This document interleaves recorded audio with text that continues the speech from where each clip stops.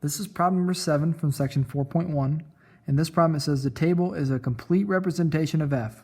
Decide if f is even, odd, or neither. So here's our definitions of odd and even functions. It says if we have an even function, we plug in a negative x, we get the original value for the function.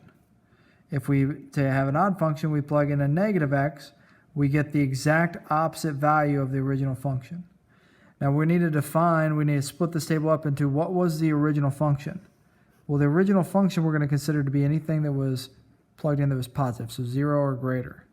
So this is the original function values. Right? We plug in 0, we get 0, plug in 1, we get 93, 10, 33, so on and so forth. Over here, this is when we're plugging in negative numbers. So this is when we have f of negative x. This is the area that we need to look at and compare it with the f of x. If I plug in negative 1, which is obviously negative x, right? The x equal 1, this would be the exact opposite of 1, negative 1. When I plug in that negative 1, I get the negative 93, which is the exact opposite outcome of what f of x was giving us. So that's negative f of x, essentially, is what it's saying there. Whatever I got in the original function, just tack a negative on it.